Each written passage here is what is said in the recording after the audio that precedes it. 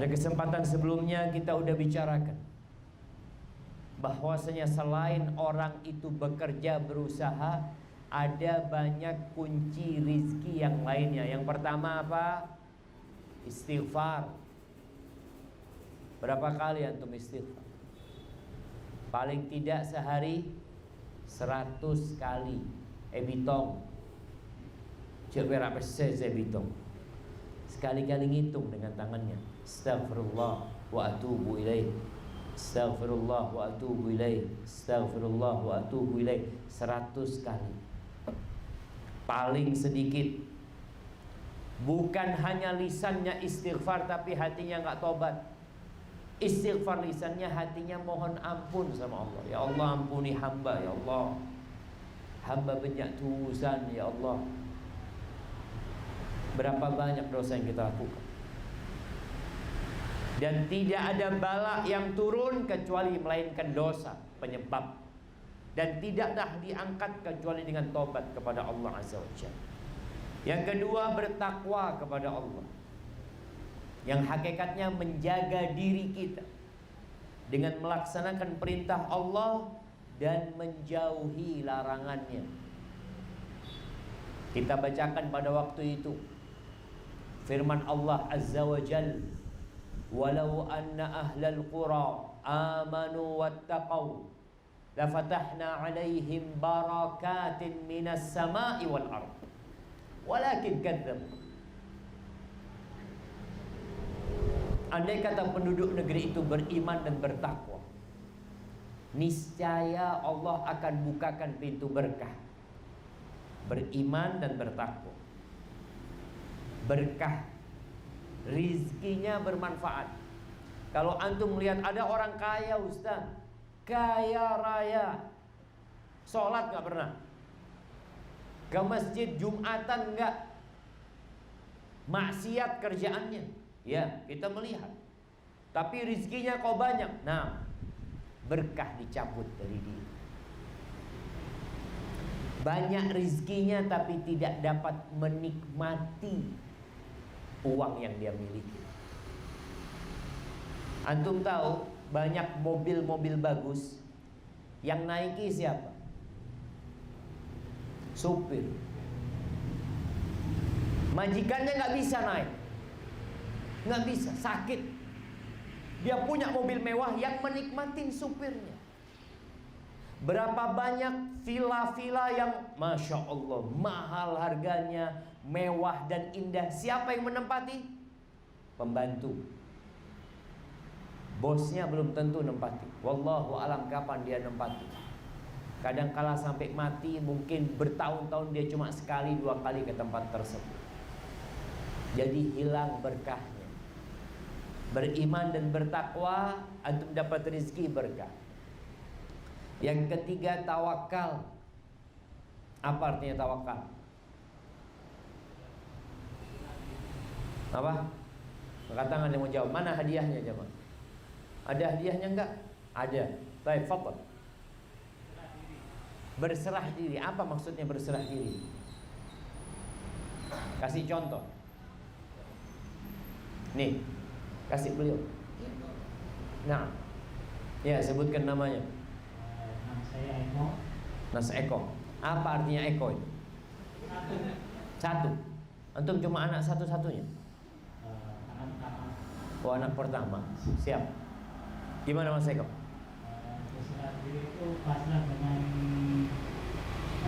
kodrat Allah, pasrah dengan takdir yang diberikan oleh Allah. Siap, kasih hadiahnya.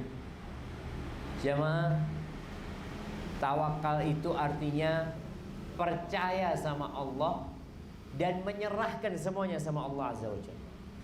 Ya udah. Bicara COVID-19, kita mungkin sudah cuci tangan kita dengan apa? Hand sanitizer. Mulut udah ditutup pakai masker. Salaman nggak mau. Nggak apa-apa. Kalau memang kita kadang-kala nggak mau salaman itu bukan karena kita takut sama orang ini, tapi kita menjaga orang ini. Mungkin ana yang terinfeksi. Anda nggak tahu. Kita nggak tahu kalau kita terinfeksi. Kalau batuk pilek mulai lambat batuk pilek, tak res-beres. Sekarang ini kondisinya mencekam. Kita laksanakan perintah Allah. Dan yang namanya tawakal itu adalah amalan hati. Amalan hati. Percaya sama Allah dan menyerahkan semuanya sama Allah Azza wa Jalla. Yang terjadi biarlah terjadi. Perintah Allah untuk menjaga diri, untuk membentengi diri. Rasul sallallahu alaihi wasallam mengatakan firra minal majdum, firaraka minal asad. Larilah engkau dari orang yang berpenyakit, yang terinfeksi dengan dulu penyakit yang putus-putus itu apa namanya? Kusta. Engkau lari kalau ada orang seperti itu, sebagaimana engkau lari dari singa. Ini bukan bertentangan dengan tawakal. Kalau gitu engkau nggak tawakal. Tawakal itu amalan hati. Yakin sama Allah dan menyerahkan semuanya sama Allah. Sehingga ketika terjadi sesuatu nggak ada yang perlu kita salahkan. Khalas, qadarullah wa ma syaa fa'al. Udah takdirnya Allah. Kita udah berhati-hati. Antum lihat dokter yang ngerawat orang kena COVID-19, sebagian mati. Padahal jangan ditanya, dia sudah memakai pakaian yang standar, pakai kos tangan, pakai penutup wajah semuanya, tapi mati. Apa yang mau dilakukan? Tawakal. Begitu pula dalam mencari rizki. Antum jangan pernah bersandar kepada kepandaian antum. Anak pintar, anak kuat, anak ahli. Sebagian orang Masya Allah dia mengatakan, ya Allah Zat, anak kalau masak zen, buka warung tak payu. Jangan bersandar sama kepandaianmu, karena rizki itu tidak ikut kepandaian dan kepinteran. Bukan berarti orang yang pintar dan cerdas rizkinya lebih banyak daripada orang yang bodoh. Ada orang gak bisa baca, gak bisa nulis, kaya raya. Ada yang S2, S3, kerja sama dia. Ini gak bisa baca, gak bisa nulis, bos. Maka jangan pernah bersandar kepada kepandaian kita, kepada kekuatan kita, tapi bersandar sama Allah Azza wa Jalla. Baik, yang keempat adalah at-tafarrugh li ibadatillah. Konsentrasi ibadah sama Allah. Artinya hati kita kosongkan hanya untuk Allah. Bukan berarti gak kerja. Antum bekerja pun untuk Allah. Ikrar kita, inna sholati wa nusuki wa mahyaya wa mamati lillahi rabbil alamin. Sesungguhnya sholatku, sesembelihanku, hidup dan matiku untuk Allah. Jadi ketika antum berangkat ke tempat kerja, hatinya itu untuk Allah Azza wa Jalla. Pulang dari masjid ke tempat kerja, ingat fadhkurullaha katsiran, ingat sama Allah lagi. Apapun yang antum kerjakan, tetap niatnya lillahi ta'ala, bukan untuk riya, bukan untuk pamer. Kemudian yang kelima, ini yang baru kajian kita hari ini. Yang kelima adalah melaksanakan ibadah haji dan umroh. Mengikuti haji dengan umroh. Habis umroh berangkat haji, habis haji berangkat umroh, umroh berangkat haji lagi. Ustaz, bukankah umroh dan haji itu mengeluarkan uang banyak? Iya, tapi Allah akan ganti. Bahkan kata Rasulullah sallallahu alaihi wasallam, tabi'u bainal haji wal umrah. Ikuti haji itu dengan umrah. Ya seperti itu. Ada sahabat yang hajinya sampai 60 kali, yang umrahnya jangan ditanya berapa kali. Fa innahuma, sesungguhnya ibadah umrah dan haji ini yanfiyanil faqra wal kufra atau yanfiyanil kufra wal faqra kama yanfil kir khabathal hadid. Sesungguhnya haji dan umrah ini menghilangkan, menghapuskan kekafiran dan kefakiran. Dua. yang dihapuskan dengan haji dan umroh ini, yang satu kekafiran, yang dua kefakiran.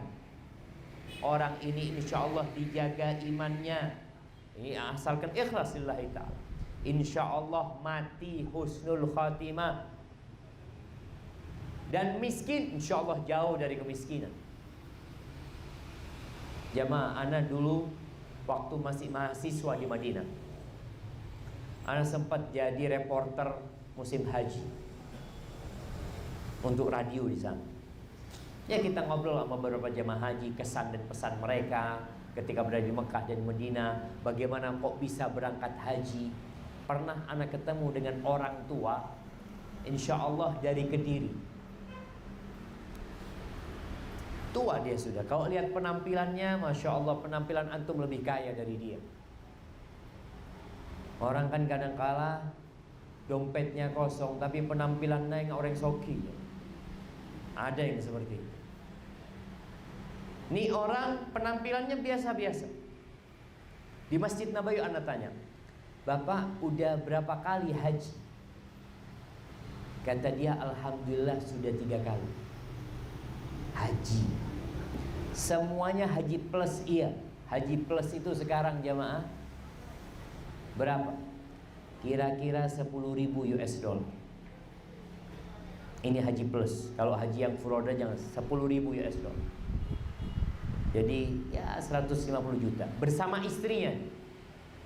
Berarti 300 juta. Belum sangunya, oleh-oleh yang harus dibeli. Itu cuma biayanya.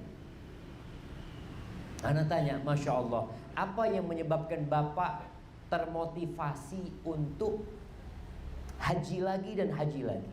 Dia cerita, Pak Ustadz, waktu saya haji yang pertama itu, saya ngomong sama istri, nanti kalau punya rezeki nggak usah haji lah, kita bangun masjid. Uangnya nanti kalau punya rezeki bangun masjid. Subhanallah, kata dia, Pak Ustadz, kita pulang haji dapat rezeki, dia punya usaha, dapat rezeki banyak Ustadz. Akhirnya kita bangun masjid. Selesai masjidnya, rezekinya nggak berhenti. Akhirnya kita gunakan daftar haji lagi. Berangkatlah kita haji yang kedua. Setelah haji yang kedua, ngomong lagi sama istri, nanti kalau punya rezeki ngapain kita? Oh, jalan di kampung, kita aspal yuk. Kata dia, iyalah, nggak usah daftar haji, kita aspal tuh jalan di kampung. Masya Allah, pulang haji dapat rezeki di aspal jalan di kampung dia. Selesai ngaspal Pak Ustadz, rezeki itu datang lagi. Dan ini berangkat yang ketiga.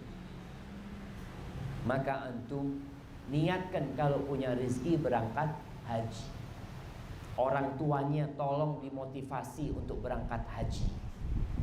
Sampaikan kepada orang tuanya. Kadang-kala orang Indonesia ini punya mobil tapi nggak berangkat haji, punya rumah tapi nggak berangkat haji. Punya rumah itu wajib apa sunnah? Wajib apa sunnah? Nggak wajib, nggak sunnah. Antum nggak punya rumah sampai mati di rumah kontrakan dosa? Enggak dosa. Ya Allah, anak mati di rumah kontrakan, su'ul khotimah. Nggak ada su'ul khotimah. Jadi karena memang punya rumah itu bukan sebuah kewajiban. Artinya ada orang yang sampai mati di rumah kontrakan, nggak apa-apa, nggak dosa. Mobil, wajib apa nggak punya mobil? Sekarang antum ada taksi online, nggak punya mobil sampai mati nggak dosa. Tapi kebanyakan orang kadang-kala baru punya rezeki yang dipikir apa? Oh, renovasi rumah, bangun rumah, beli mobil, daftar haji. Punya rezeki yang pertama daftar haji. Haji ini kewajiban buat orang yang mampu. Mampu itu gimana Pak Ustadz? Mampu itu punya bekal dan punya kendaraan. Jadi para ulama dulu ngomongnya kalau bicara istita'ah itu azadu warrahilah, bekal dan kendaraan. Jadi wajib. Kalau antum punya bekal dan punya kendaraan, karena dulu berangkatnya pakai onta, kalau sekarang alhamdulillah pakai pesawat. Jadi ketika seorang muslim punya kemampuan, apa kemampuannya tadi? Alhamdulillah Pak Ustaz, apalagi dapat warisan. Ini anak-anak kadang-kadang kalau melihat bapaknya sakit-sakitan, ya Allah, kok tidak mati ya bapak. Kenapa? Karena dipikir warisan. Warisan itu uang nemu. Kalau dapat warisan, bawa daftar haji. Yang pertama dilakukan daftar haji. Daftar haji sekarang berangkatnya kapan jemaah? Kalau antum umurnya 40 tahun, daftar berangkat kapan? Wallahu a'lam. Antum mungkin sudah mati, mungkin sudah pakai kursi roda, wallahu a'lam. Maka tolong sampaikan ke orang tua kita. Antum jangan ngerepotin yang minta motor, minta ini itu. Orang tua punya rezeki, ayah daftar haji ayah. Sekarang daftar haji itu berapa? 25 juta? Kalau nggak salah 25 juta itu dapat kuota. Nanti pelunasannya itu ketika waktu setahun sebelum berangkat atau pada tahun keberangkatan. Ikuti. Jangan takut miskin. Kenapa? Karena dijamin. Kata Nabi SAW, fa innahuma yanfiyanil kufra wal faqr. Ini bicara haji. Kemudian amalan yang selanjutnya adalah silaturahim. Ini yang keenam, menyambung silaturahim. Apa artinya silaturahim? Mari jemaah, apa artinya silaturahmi?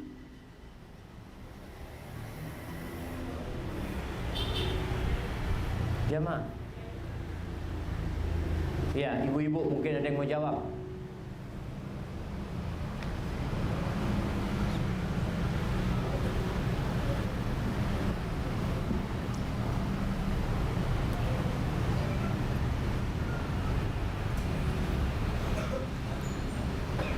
Masa ada yang mau jawab? Ana tunjuk kalau ada yang mau jawab.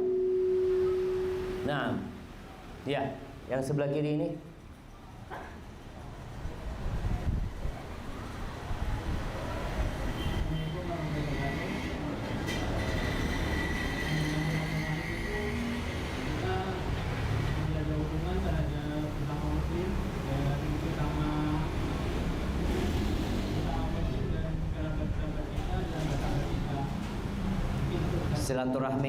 Silaturahim itu menjaga hubungan sesama saudara muslim, kerabat dan sahabat-sahabat kita. Masya Allah. Kasih hadiahnya nggak apa-apa. Kelebihan jawabannya. Silaturahim itu adalah berbuat baik kepada kerabat kita yang ada hubungan rahim. Itu disebut silaturahim. Kalau bersama sesama muslim, bersama sahabat, itu namanya ukhuwah islamiyah, persaudaraan sesama muslim. Tapi silaturahim ini salah kaprah kadang-kala jemaah. Silaturahim alumni UNEJ bukan silaturahim. Silaturahim lulusan SMP mana itu bukan silaturahim. Silaturahim warga dusun. Dusun apa? Silaturahim itu khusus yang ada hubungan rahim, hubungan kekerabatan. Karena ada orang temennya banyak, sahabatnya banyak, tapi sama saudara-saudaranya, sepupunya, misanannya, pamannya, nggak peduli sama mereka. Maka yang namanya silaturahim adalah menyambung. Silah itu menyambung, atau silah itu artinya berbuat baik kepada rahim kita. Kalau bicara rahim kita, yang paling dekat sama kita adalah bapak ibu kita. Bahkan kita keluar dari rahim ibu kita. Kemudian kakak beradik kita, itu rahim sama kita. Kemudian paman-paman kita. Kemudian rahimnya siapa yang menjadi ukuran? Sebagian ulama mengatakan yang disebut silaturahim itu yang mahram sama kita. Kalau dia perempuan sama kita mahram. Ini pendapat yang pertama. Yang kedua, yang mengatakan rahim itu adalah yang saling mewarisi. Jadi kalau dia mati kita dapat warisan, itu rahim kita. Pendapat yang ketiga, dan ini yang lebih kuat, mereka yang punya hubungan rahim sama kita, walaupun tidak mewarisi, walaupun bukan mahram kita. Paling tidak yang satu bapaknya kakek sama kita, satu buyut. Jadi yang satu buyut sama kita itu rahim. Jadi sepupu 2 kali itu rahim sama kita. Kata Nabi SAW berkaitan dengan rahim ini, beliau mengatakan, man sarrahu ayyubsatalahu fi rizqih. Barang siapa yang ingin diluaskan rizkinya, diluaskan, dibentangkan jemaah. Wa yunsa'alahu fi adharih, ingin umurnya ditambah, dipanjangkan umurnya. Kita ini sekarang takut sama COVID-19, ya, takut mati. Maka dengarkan sabda Nabi SAW, fal yasil rahimah, yang ingin diluaskan rizkinya, dipanjangkan umurnya, hendaklah silaturahim. Jangan sampai antum sama paman, sama sepupu, sama keponakan ribut. Kata Nabi SAW, la yadkhulul jannah qati', nggak masuk surga orang yang memutuskan rahim.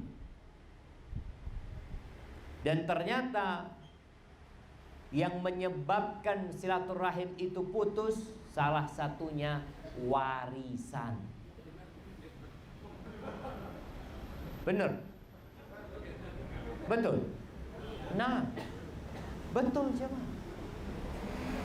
Ini ponakan gak nyapa sama pamannya, kakak beradik berantem gak bertegur sapa. Ada kawan anak, subhanallah, dia cerita, anak datang Ustaz ke rumah kakak anak di Malang, kata dia. Memang ada warisan yang dipegang sama kakak. Anak datang, anak punya adik-adik perempuan, Ustaz. Mereka perlu uang.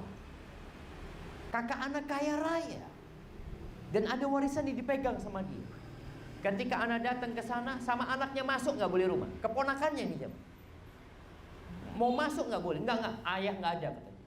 Loh, tapi kan ini kan pamannya, silahkan masuk. Nggak boleh. Akhirnya anak nunggu di luar rumah. Beberapa menit kemudian kakak anak keluar dengan mobil, ada di dalam rumah. Wallahi, hati-hati, la yadkhulul jannah, nggak masuk surga. Walaupun mungkin kau kaya dengan menguasai harta warisan, tapi sekali lagi nggak akan ada berkah di sana. Maka tolong mulai sekarang bikin grup, bukan grup lulusan SMA, SMP, grup keluarga. Anak Mbah Kakung, apalah buyutnya, semua masuk satu grup. Anak ini punya grup bersama kerabat dari pihak bapak anak. Nama anak Syafiq bin Riza bin Hasan. Jadi anak-anaknya Hasan dan cucu-cucunya Hasan, satu grup. Ana juga punya dari ibu Ana namanya Ni'mah binti Sulaiman. Semua anak-anaknya Sulaiman. Kita bikin satu grup. Ketika ada yang sakit, ketika ada yang perlu uang, ketika ada perlu bantuan, kerabat ini semua yang bantu. Dan subhanallah, kalau kita lihat takdir Allah ini indah. Hampir di semua keluarga itu ada 1 atau 2 yang sukses. Sisanya mungkin susah hidupnya, tapi ada yang sukses. Ketika mereka menjaga silaturahim, insya Allah bicara mengentas kemiskinan, yang mungkin Indonesia selalu tiap tahun berpikir tingkat kefakiran, kemiskinan belum berkurang atau bertambah. Salah satu yang harus digarap itu bukan hanya membuka lapangan pekerjaan, tapi membuka hati orang-orang beriman supaya silaturahim. Ada orang yang sama kawannya royal, sama sahabatnya royal, ke warung ditraktir sama dia, keponakannya nggak pernah dia bantu, pamannya sakit nggak pernah dia kunjungi. Memutuskan rahim dia. Walaisal wasil bil mukafi. Kata Nabi alaihi salatu wassalam, yang disebut orang yang menyambung rahim itu bukan yang bales-balesan. Bukan yang bales-balesan. Dia kasih hadiah, kita kasih hadiah. Dia berkunjung, kita berkunjung. Bukan. Yang disebut orang yang menyambung rahim itu adalah alladzi idza quti'at rahimuhu wasalaha. Yang kalau silaturahim diputus, dia sambung. Dia punya paman gak bertegur sapa sama bapaknya. Nih anak, keponakan ini berusaha untuk nyambung. Mungkin dia ke rumah pamannya ditolak, mungkin ketemu sama sepupunya ditolak, tapi dia tetap berusaha. Itu yang disebut menyambung rahim. Maka tolong antum sekarang mulai belajar. Belajar apa? Belajar nasab. Nah, antum yang pakai baju oranye, kasih mic.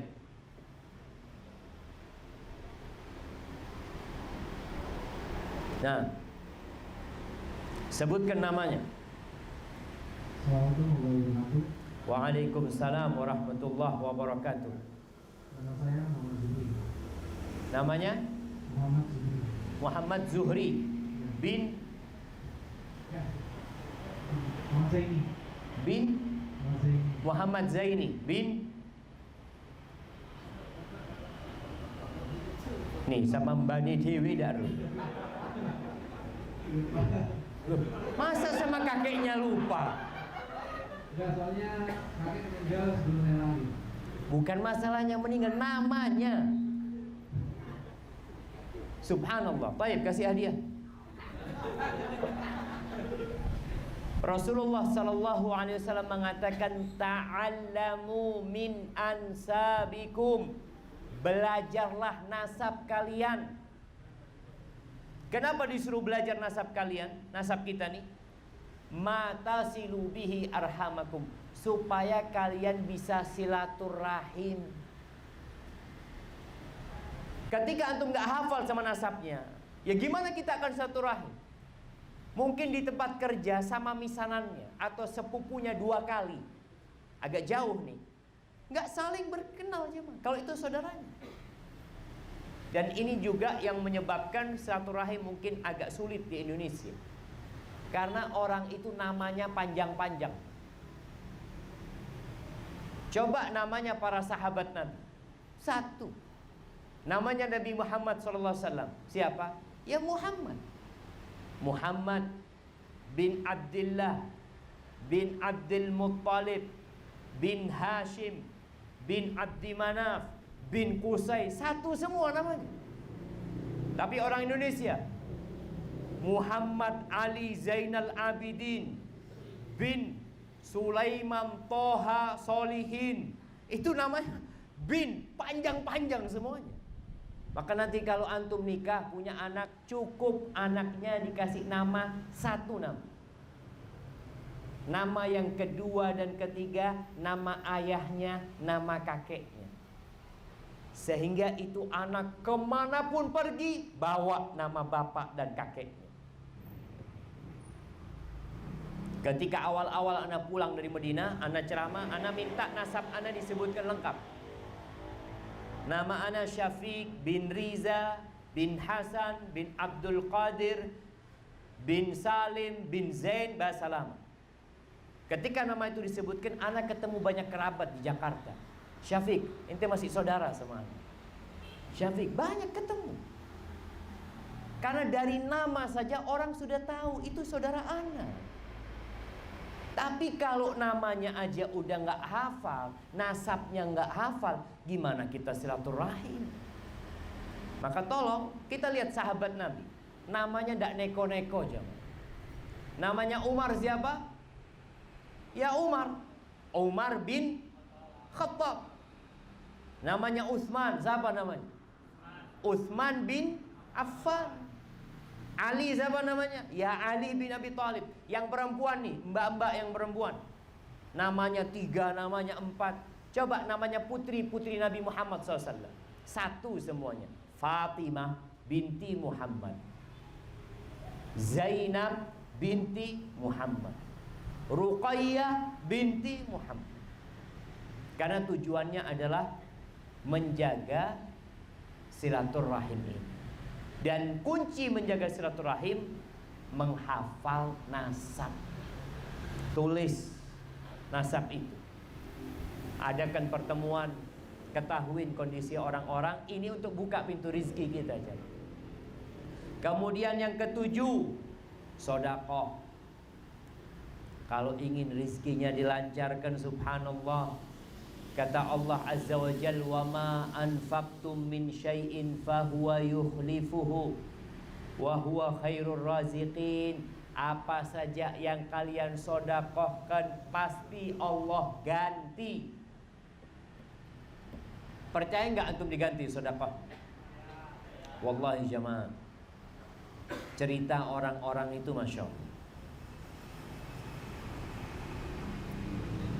Ana sendiri dalam kehidupan ini melihat janji Allah itu sehingga yakin dikasih ganti. Kata Rasulullah SAW bersumpah, beliau mengatakan, salasatun uqsimu alaihinna. Ada 3 hal yang aku bersumpah dengan 3 hal tersebut. Salah satunya adalah ma naqasat shadaqatun min mal. Sedekah itu tidak ngurangin harta. Itu sumpah Nabi. Tapi sedekah ini berat. Makanya sedekah itu bukti keimanan. Orang yang beriman akan sedekah. Tapi yang imannya kurang, sedekahnya sedikit-sedikit.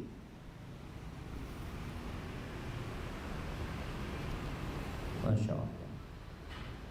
Dan jamaah, Allah mengatakan asyaitanu ya'idukumul faqra. Setan itu selalu nakut-nakutin kalian dengan kemiskinan. Mau sedekah 100.000 nggak jadi, karena dapat bisikan setan, aduh 100.000 sayang, ahsan 2.000 lah. Bismillah. Yang penting ikhlas, daripada 100.000 nggak ikhlas antum. Subhanallah. Seharusnya banyak ikhlas lebih baik. Dan tiap hari Rasul sallallahu alaihi wasallam mengatakan bahwa tiap hari itu ma min yaumin yusbihul ibad. Tiap pagi itu ada 2 malaikat yang turun. 2 malaikat turun ini berdoa. Yang satu mengatakan Allahumma a'ti munfiqan khalafan. Ya Allah, berikan kepada orang yang suka berinfak ganti, kasih ganti. Wa a'ti mumsikan talafan. Berikan kepada orang yang bakhil kehancuran, kebinasaan di hartanya. Jadi mulai saat ini antum dapat gaji, langsung keluarkan sedekah. Kalau bisa berapa persen coba? Kalau bisa itu 1/3. Kenapa 1/3? Semakin banyak yang antum sedekahkan, semakin banyak gantinya. Nabi SAW pernah bercerita, seorang lagi di padang rumput atau padang pasir, dia melihat awan. Ternyata dari awan itu terdengar suara. Suara itu mengatakan isqi hadiqata fulan, sirami kebunnya fulan. Dari awan. Ini Nabi yang cerita sallallahu alaihi wasallam. Lalu orang ini mengikuti awan itu. Ternyata awan itu bergerak menuju ke padang batu. Kemudian dia menurunkan airnya di gunung batu itu. Di gunung batu itu airnya ternyata berkumpul di satu jalur air, berkumpul di sana semua. Diikutin air ini kemana? Nggak ada kebun di sana. Awan itu menunjukkan kebun fulan. Diikuti sampai ke sebuah kebun. Kebun itu nggak kena hujan. Airnya masuk ke dalam kebun. Di pintu kebun itu ada orang yang lagi ngatur jalannya air. Lalu orang ini mengucapkan Assalamualaikum. Waalaikumsalam. Namamu Fulan? Ditanya. Iya, namaku Fulan bin Fulan. Seperti yang disebutkan di awal. Lalu orang ini tanya, loh kenapa engkau tanya namaku? Kata dia, aku mau tanya, apa yang engkau lakukan dengan hasil kebunmu itu? Sehingga aku mendengar namamu disebutkan di langit. Kata orang ini, ya karena engkau sudah mendengar itu, maka aku akan buka. Dia cerita, kebun ini hasilnya aku bagi 3. Sepertiga aku makan, sepertiga aku kembalikan ke kebun, sepertiga aku sedekah. Kata dia, subhanallah, orang suruh mengeluarkan 2,5% berat ya, ini sepertiga. Maka ketika antum punya uang umpamanya 10 juta atau 1 juta, udah 300.000 pisahkan, taruh sudah. Ini buat fakir miskin. Jadi ketika butuh sedekah, nggak usah ngambil dari uang antum. Sudah disediakan uang khusus untuk sedekah, sehingga antum tidak khawatir lagi. Kemudian jamaah, Rasulullah sallallahu alaihi wasallam menceritakan bahwa Allah berfirman, ini hadis qudsi, anfiq yunfiqillah alaik.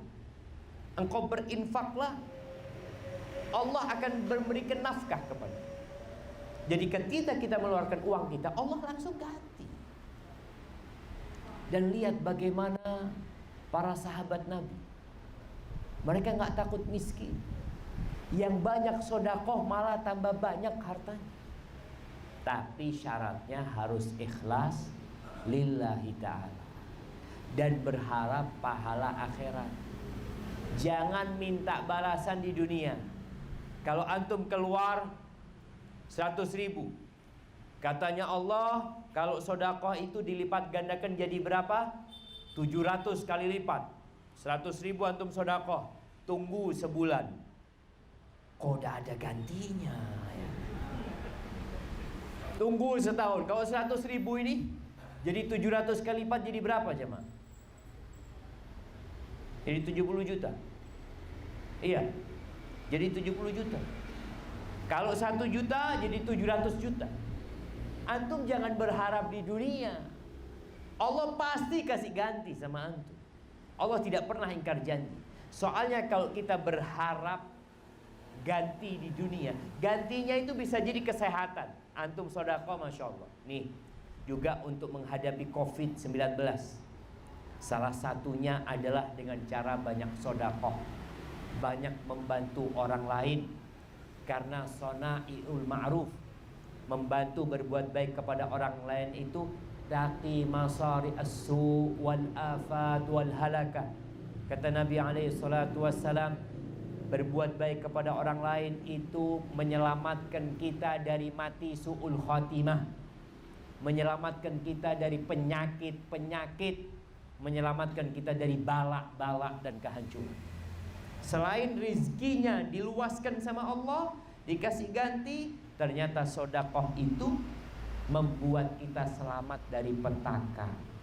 Maka sekarang tugasnya antum banyak-banyak sedekah, banyak-banyak membantu orang lain, dan ketahuilah Allah tidak akan pernah lupa sama antum. Mungkin kita berbuat baik sama orang, orang itu lupa sama kita, dia tidak membalas budi kita, tapi Allah akan selalu membalas kita. Barakallahu fikum jamaah.